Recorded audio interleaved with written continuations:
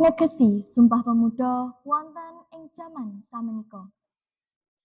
Sumpah Pemuda ingkang dipunikraraken tanggal 28 taun 1928 dados tandha manunggaling raos nyawiji tumraping sedaya para pemuda ing sadéngah wewengkon bumi Indonesia.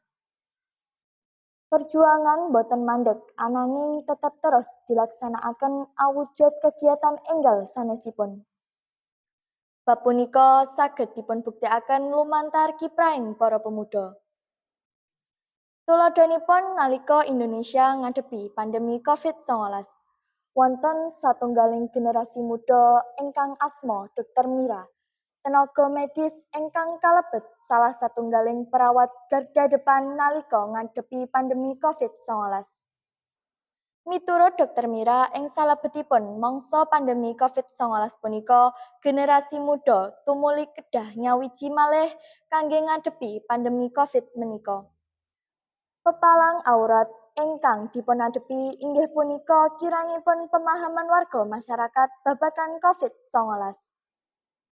Kados kasunyatan ingkang dipunpanggihi wonten ing setunggal panggenan, para tenaga medis berjuang kanthi toh nyawa ananging wonten panggenan sanesipun masyarakat tasih nindakaken pakulinan saben dinten ingkang bebayani diri pribadi ugi tiyang sanes.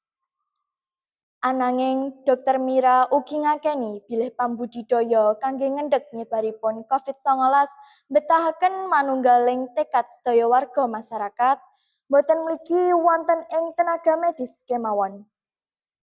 Makna Sumpah Pemuda tumraping Dr. Mira ingkang kapisan inggih punika raos tresna ingkang ageng dumateng bangsa lan negari.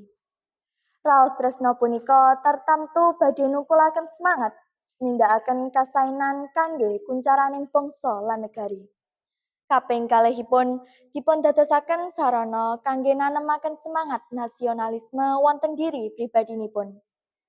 Sumpah Pemuda boten namung gadah makna ingkang ageng tumrap tenaga medis ingkang manggen wonten ing garda terdepan penanggulangan COVID-19 kados Dr. Mira kala wau.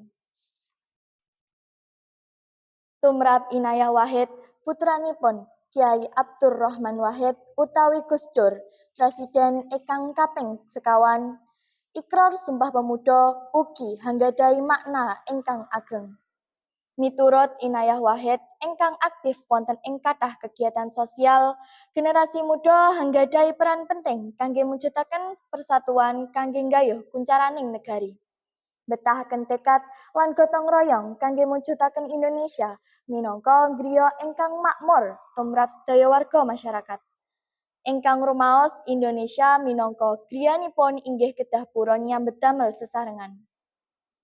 Nalika wonten pamanggih bilih para pemuda sakmenika remenanipun namung gegojekan, tiktokan, boten peduli kalian urusan negari. Miturut Inayah Wahid, pamanggih punika boten leres. Tukul pitakenan, menapa ingkang saged katindakaken kangge negari punika?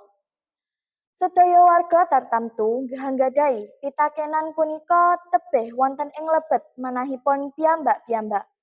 Sahingga kenging dipunwastani bila sedaya generasi muda inggih gadah peran dhateng kuncaraning negari punika.